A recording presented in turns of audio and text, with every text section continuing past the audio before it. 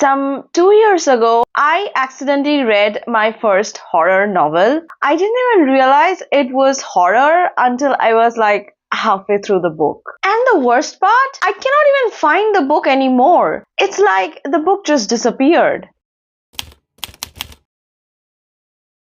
If you're new here, hi, I'm Addie. If you are a regular viewer, thank you so much for being here. I appreciate you a lot. So here's what happened. In around November, December 2023, I borrowed a book from my friend. I asked her to give me a thriller because I love thrillers, and she gave me a book called The Silent Children by Amna K. Bohem. I'm sorry for mispronouncing the name. As usual, I got into the book blind. I didn't even know what the book was about. And when I started reading the book, I realized there were strange occurrences happening in the book. But since I assumed that it's a thriller, I thought the MMC is just hallucinating. But I was midway through the book when other people also started experiencing paranormal stuff. And then I was like, wait a minute, people cannot mass hallucinate, can they? I mean, the probability of mass hallucination is as low as me solving a math problem without having a mental breakdown. So I was like, is this horror? So I asked my friend and she said, yeah, it's horror. And I was like, excuse me, ma'am, I read this at 2 a.m. You could have told me before. I would have mentally prepared myself. Here's the thing, my courage and cowardice, they have a weird kind of balance, you know. Like, my courage stays for business hours, 9 to 5. The moment the sun goes down, I become a different person. But for this book, as far as I remember, I wasn't like super creeped out by it. I was more intrigued than scared. But I'm not gonna lie, there were a few scenes which really scared me, and it took me 7 business days to recover. And that's because I have a wild imagination, you guys. Like, things are so vivid in my head, it's not even funny. When I'm reading a book, there's a whole movie going on in my head. So if you don't have a vivid imagination like me, the scenes may not scare you as much as they scared me.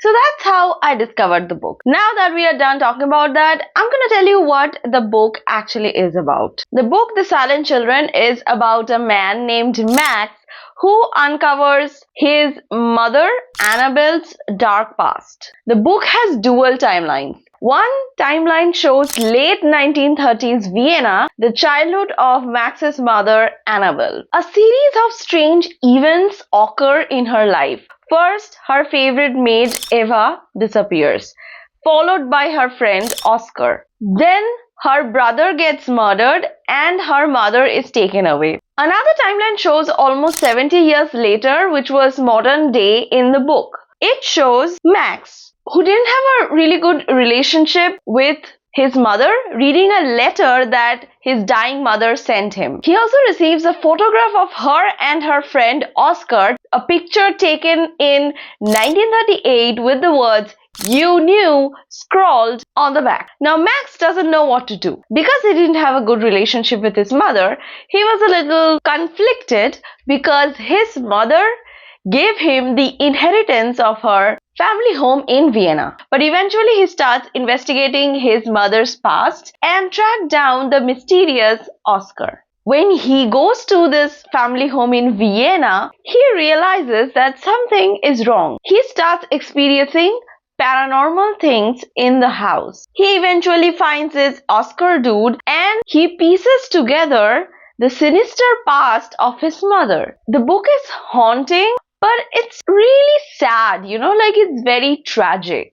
And also there were war references in the book, so I'm a history nerd, I devoured it. To give you a quick timeline of the book for added context, I'm sorry, I just cannot help it. the past incidences were happening in the late 1930s, as I said, and the photograph was taken in 1938, which was, if you remember, a year before the beginning of the Second World War, which began in 1939. So the entire incident of the past happened during the Third Reich and the Second World War period. What I loved about the book is the fact that this historical backdrop was not just kept as a background prop, but it was actually important for the plot. And for me personally, I think the creepy spirit with pale skin and dead eyes wasn't the scariest part of the book, but what was actually horrifying was what this person, the person who turned into the vengeful spirit, went through before they became one. That is what makes the story so tragic.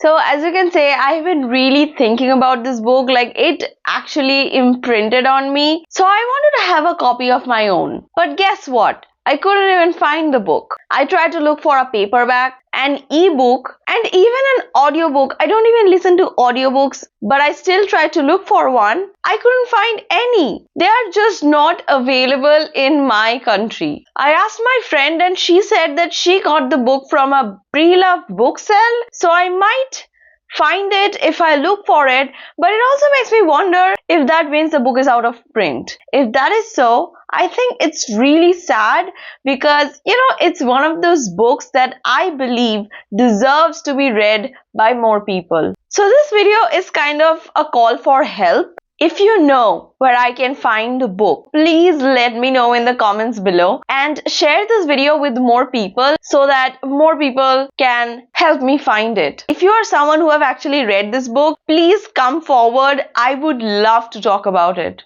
So that's it for today, baby dolls. Thank you for hanging out with me. Thank you for being a friend to this loner. I love you so much. Hopefully, I'll see you guys in my next video.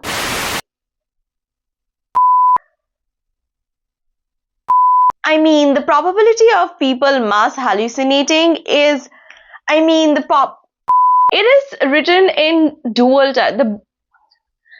Another timeline shows almost 70 years later, which was modern time. He also receives a photograph. He also received, but eventually he gets into which as a historian nerd I felt, and the photograph, this is what I love the book about